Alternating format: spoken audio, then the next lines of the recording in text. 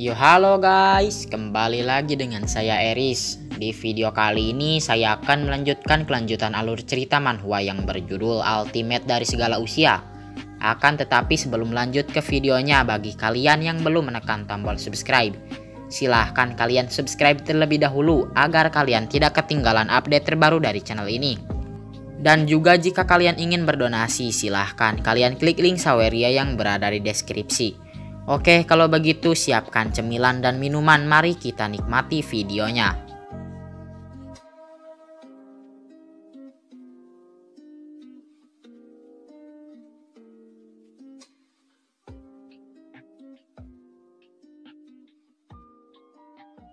Di video sebelumnya menceritakan tentang pencarian Liun Xiao dengan cara mengerahkan seluruh pasukan kekaisaran yang dipimpin oleh Luo Yunsang. Dan juga kekhawatiran ayahnya Long Hai setelah mengetahui bahwa Liun Xiao yang sedang dicari seluruh kekaisaran berada di dalam penjara pribadi milik keluarganya. Dan di video kali ini diawali dengan ayahnya Long Hai yang kebingungan harus melakukan apa. Saat sedang bingung dan khawatir, tiba-tiba beberapa pelayannya berlari menemui dirinya. Para pelayan itu memberitahu ayahnya Long Hai bahwa ada orang yang telah memaksa masuk ke dalam kediaman keluarga Long. Dan para pelayan itu juga meminta penjaga dengan segera untuk mengatasi orang-orang yang memaksa masuk tersebut. Tapi itu sudah terlambat, dan ayahnya Long Hai juga menduga bahwa orang-orang tersebut adalah orang-orang dari kekaisaran yang sedang mencari Liun Xiao. Ayahnya Long Hai hanya bisa panik dan bingung kenapa mereka bisa sampai secepat ini. Saat ayahnya Long Hai sedang berdiri dan tidak tahu harus melakukan apa, orang yang memaksa masuk ke dalam tersebut akhirnya muncul di hadapan ayahnya Long Hai. Orang-orang tersebut adalah penjaga yang berada di bawah pimpinan Luo Yunsang, dan setidaknya mereka semua berada di ranah Martial Master. Dan dari orang-orang itu ada Master Zhang, Master Su, Luo Yunsang, dan teman-temannya Liun Xiao. Ayahnya Long Hai yang melihat Master Zhang langsung menyapa Master Zhang dan bertanya ada keperluan apa mereka datang ke kediaman keluarganya. Dan temannya Liun Xiao yang bernama Chen Ze langsung buka mulut dan berkata bahwa seluruh kekaisaran sudah mengerahkan pasukannya untuk mencari Liun Xiao. Tetapi selama 3 hari berturut-turut mencari Liun Xiao tidak dapat ditemukan dimanapun. Dan kami baru saja mengetahui bahwa Liun Xiao berada di dalam penjara pribadi milik keluarga Long, ucap Chen Ze. Dan ayahnya Long Hai yang mendengar ucapan yang keluar dari mulut Chen Ze langsung merasa agak khawatir dan berkata, sebenarnya apa yang dimaksud dengan perkataan yang keluar dari mulut Chen Ze tadi? Luo Yunsang yang mendengar ucapan yang keluar dari mulut ayahnya Long Hai langsung menyuruh Meng Wu untuk mengatakan apa yang diketahui Meng Wu. Meng Wu pun menuruti perintah Luo Yunsang dan menjelaskan kejadian yang dialami Liun Xiao tersebut secara berhati-hati, termasuk dari bagaimana Jun Liang yang menganiaya Meng Wu dan Liun Xiao menyelamatkan Meng Wu, dan dilanjutkan dengan bagaimana para pasukan penjaga kota melukai Liun Xiao, dan bagaimana juga Liun Xiao ditangkap oleh Long Hai. Tidak ada satu pun detail yang terlewat dari penjelasan yang diberikan Meng Wu tersebut. Setelah Meng Wu memberikan penjelasan tersebut, Master Zhang pun berkata kepada ayahnya Long Hai bahwa mereka semua akan mengambil alih seluruh kediaman keluarga Long ini untuk sementara waktu, dan akan bertanggung jawab penuh jika ini ternyata hanya salah sangka terhadap ayahnya Long Hai. Lalu Master Zhang pun bertanya satu hal kepada ayahnya Long Hai. Master Zhang bertanya apakah Liun Xiao masih hidup atau sudah mati. Ayahnya Long Hai pun menjawab dengan raut wajah cemas. Ayahnya Long Hai berkata bahwa dirinya tidak tahu, karena ini semua adalah perbuatan anaknya yang bernama Long Hai. Ayahnya Long Hai juga memberitahu Master Zhang bahwa dirinya mengetahui hal ini setelah tibanya Master Zhang dan yang lainnya. Kemudian ayahnya Long Hai pun meminta Master Zhang dan yang lainnya untuk mengikutinya dan masuk ke dalam ruang bawah tanah untuk memeriksa Liun Xiao. Sudut pandang berganti. Sekarang kita diperlihatkan Liun Xiao yang sedang memulihkan Yuan Qi miliknya di dalam penjara. Setelah beberapa saat berlalu, Long Hai datang dengan membawa 35 bawahannya dan bertujuan untuk menyiksa Liun Xiao. 20 orang diantaranya adalah seorang martial warrior dan juga terdapat 1 orang martial master. Long Hai menyuruh bawahannya untuk membawa Liun Xiao keluar dari penjara dan mengikatnya. Setelah mengikat Liun Xiao, bawahannya Long Hai menyiram Liun Xiao dengan air garam yang sudah dipersiapkan dengan sebuah formula. Air tersebut akan cepat mengkorosi kulit dan darah setelah terkena kontak langsung dengan luka, sehingga menyebabkan luka yang amat sangat sakit hingga akan membuat seseorang merasa lebih baik mati. Tapi para bawahannya Long Hai tidak tahu bahwa luka-luka yang dialami oleh Liyun Xiao sudah sembuh dan tidak menyisakan satu goresan pun. Lalu para bawahannya Long Hai pun bingung ketika mereka tahu bahwa tidak ada satu luka pun pada tubuh Liyun Xiao. Dan setelah itu Liyun Xiao mengejek Long Hai dan membuat Long Hai marah. Hingga Long Hai memberikan sebuah pukulan kepada Liyun Xiao tepat di bagian perut Liyun Xiao. Setelah Liyun Xiao mendapatkan pukulan dari Long Hai, Liyun Xiao menyemburkan darah dari mulutnya ke arah Long Hai. Dan setelah menyemburkan darah dari mulutnya ke arah Long Hai, Liyun Xiao membuat Long Hai marah lagi dengan cara memanas-manasi Long Hai, hingga membuat Long Hai ingin memukul Liyun Xiao sekali lagi. Tetapi hal itu dihentikan oleh temannya Long Hai. Saat Long Hai dan temannya itu berbincang-bincang tentang Liyun Xiao merasa aneh ketika Long Hai meninju perutnya barusan. Liyun Xiao merasakan kekuatan di balik tinju milik Long Hai tersebut mengalir ke dalam dantian milik Liyun Xiao. Tubuh Liyun Xiao menyerap dampak dari serangan milik Long Hai dan mengonversinya menjadi Yuan Qi. Ya, meskipun Liyun Xiao sedikit muntah darah. Lalu Liyun Xiao menduga bahwa itu merupakan salah satu kegunaan dari teknik pelatihan Heaven Tiran Body.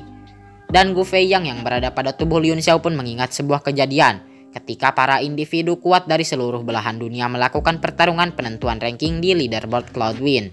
The Tiran Sang Martial Emperor dan Gu Feiyang bertarung selama berhari-hari menghancurkan seluruh tempat suci dan segala hal yang berada di sekitarnya. Pada akhirnya, The Tiran Martial Emperor dapat mengungguli truki milik Gu Feiyang dengan kekuatan paksa yang dihasilkan dari kekuatan fisiknya tersebut. Semakin lama sebuah pertarungan berlangsung, maka keuntungan dalam pertarungan tersebut juga akan semakin besar, hingga pertarungan berakhir dengan kekalahan Gu Feiyang. Dan kini akhirnya Gu Feiyang yang berada pada tubuh Liyun Xiao mengerti tidak hanya dapat menahan serangan, namun kekuatan tubuh The Tiran Martial Emperor juga bahkan dapat menyerap ki milik lawan. Bagaimana bisa ada teknik segila ini? Teknik penempaan tubuh tiran adalah sebuah teknik yang sama kuatnya dengan teknik evolusi lain. Akan tetapi meskipun teknik tersebut dapat menyerap energi lawan, tubuh harus diserang oleh musuh sehingga energi tersebut dapat masuk dan terserap. Ketika pertarungan antara Martial Emperor, memangnya siapa yang berani terkena serangan langsung dari seorang Martial Emperor yang lainnya?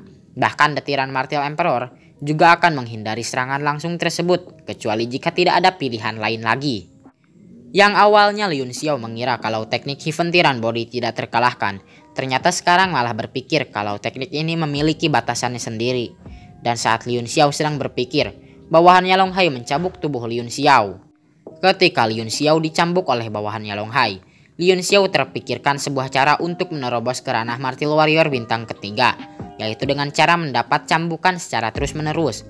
Kemudian Liyun Xiao berteriak dengan keras dan menyuruh bawahan Long Hai untuk mencambuknya dengan keras. Hingga akhirnya Liyun Xiao hampir mencapai ranah Martial Warrior bintang ketiga. Long Hai menyuruh bawahannya untuk berhenti mencambuk Liyun Xiao. Lalu Long Hai berjalan maju ke hadapan Liyun Xiao dan berkata, hidangan utamanya akan segera tiba, dan menyuruh Liyun Xiao untuk menikmatinya.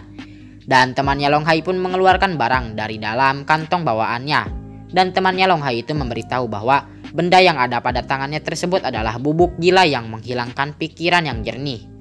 Kemudian temannya Long Hai itu membuka barang yang ada pada tangannya tersebut, lalu mengambil sedikit serbuk dan memberikan serbuk itu kepada kedua bawahannya Long Hai. Setelah kedua bawahannya Long Hai tersebut menghirup serbuk yang diberikan oleh temannya Long Hai, kedua bawahannya Long Hai tersebut menjadi gay. Ngeri, sumpah. Liyun Xiao yang melihat hal tersebut pun terkena serangan mental dadakan. Begitu juga dengan Long Hai. Long Hai menyuruh temannya untuk berhenti mencobanya dan segera menggunakan itu pada Liyun Xiao.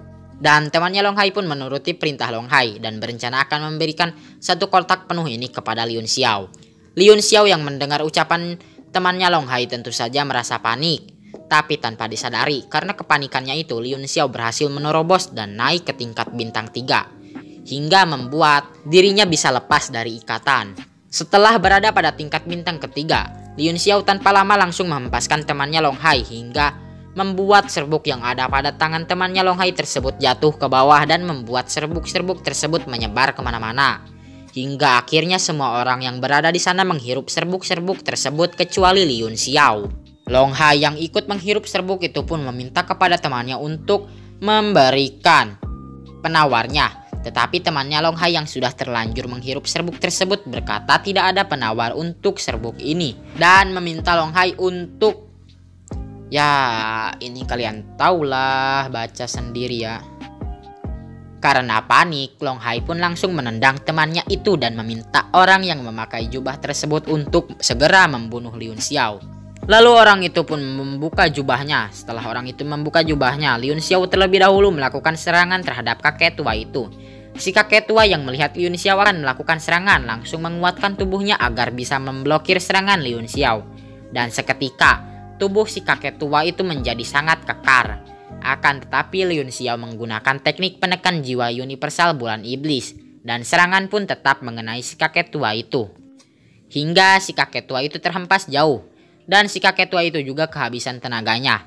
Saat si kakek tua berdiri, para bawahannya Long Hai termasuk Long Hai sendiri langsung merobek pakaian mereka dan meloncat ke arah si kakek tua itu. Oke, gay. Kemudian Liun Xiao pun keluar ruangan dan meninggalkan mereka semua yang sedang bersenang-senang. Dan akhirnya Liun Xiao tiba di depan pintu keluar ruang bawah tanah. Lalu Liun Xiao pun menendang pintu tersebut. Betapa terkejutnya semua orang yang hendak masuk ke dalam ruang bawah tanah tersebut. Karena Liun Xiao yang sedang dicari-cari tiba-tiba muncul di hadapan mereka semua. Liun Xiao yang melihat banyak orang langsung bertanya kenapa mereka semua bisa berada di sini. Tapi tidak ada satupun dari mereka yang menjawab pertanyaan Liun Xiao. Lalu Chen Ze bertanya kepada Liun Xiao tentang keadaannya, apakah dirinya baik-baik saja. Kemudian Liun Xiao menjawabnya dan berkata bahwa dirinya baik-baik saja. Chen Ze tidak percaya sama sekali dengan jawaban yang diberikan oleh Liun Xiao dan penasaran kenapa di bawah sana terdapat keributan. Kemudian Chen Ze pun pergi ke bawah untuk melihat apa yang sedang terjadi. Setelah pergi untuk melihat apa yang sedang terjadi di bawah sana, Master Zhang bertanya tentang keributan apa yang terjadi di bawah sana. Liun Xiao belum sempat menjawab pertanyaan Master Zhang. Tiba-tiba Chen Ze sudah kembali dengan berlari sangat cepat dan muntah-muntah. Lalu Chu Bihan pun bertanya dengan pertanyaan yang sama seperti Master Zhang. Dan Liun Xiao pun menjawab, itu bukan apa-apa, hanya saja Long Hai mengundang para suruhannya untuk melakukan karena itu mereka kita biarkan saja, mereka di bawah sana, jawab Liun Xiao. Tapi karena Liun Xiao menjawabnya dengan ragu-ragu, tentu itu membuat jawabannya tidak terdengar dengan jelas. Kemudian Master Zhang, Master Su, dan yang lainnya pun penasaran.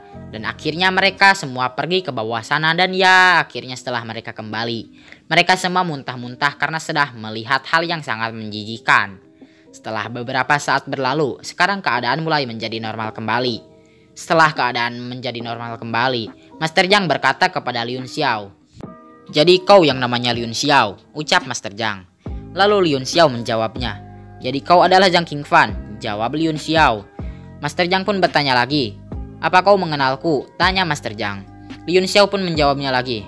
Di sebelah kirimu adalah Tuan Suhan, Master Asosiasi Alkemis, sedangkan Bu Guru Luo yang merupakan komandan dari State Guardian berada di sebelah kananmu. Jadi hanya tertinggal Zhang Qingfan dan Zhang Xiaoqing yang harusnya berada di tengah. Hal seperti ini cukup mudah ditebak, jawab Liun Xiao. Setelah mendengar jawaban dari Liun Xiao, Master Zhang pun tersenyum dan berkata lagi, baiklah, kalau begitu aku akan memberimu sebuah kesempatan. Kalau kau berhasil menyelamatkan Tuan Putri, maka aku akan menjamin kalau hidupmu dapat terlindungi dari masalah apapun yang terjadi kelak di Kekaisaran Tianshui ini. Akan tetapi jika kau gagal, kau pasti mengetahui apa konsekuensinya. Bahkan kakekmu Li Chunyang juga tidak akan bisa menyelamatkanmu, ucap Master Zhang. Setelah mendengar ucapan yang keluar dari mulut Master Zhang, Liun Xiao dengan santainya menjawab bahwa hidupnya akan selalu berada dalam kendalinya sendiri. Jawaban yang diberikan Liun Xiao tentu membuat Master Zhang terkejut. Karena takut terjadi hal yang tidak diinginkan, Jiarong pun langsung menyuruh orang-orang untuk tidak membuang lebih banyak waktu, dengan alasan bahwa Putri Rusue tidak mempunyai banyak waktu dan memerlukan pengobatan. Setelah mendengar ucapan yang keluar dari mulut Jiarong, Meng Wu pun berencana untuk pergi dengan diam-diam, tapi hal itu diketahui oleh Liun Xiao. Dan Liun Xiao pun menyuruh Meng Wu untuk tidak pergi dengan alasan bahwa Liun Xiao membutuhkan bantuannya dan meminta Meng Wu untuk membantunya dalam merawat Putri Rusue. Kemudian Liun Xiao meminta Master Zhang untuk mengabulkan permintaannya. Permintaan Liun Xiao adalah membiarkan Meng Wu dan Luo Yunsang sebagai asistennya. Dan Master Zhang pun memperbolehkannya. Kemudian mereka semua pun pergi ke Asosiasi Alkemis untuk menyembuhkan Putri Rusue.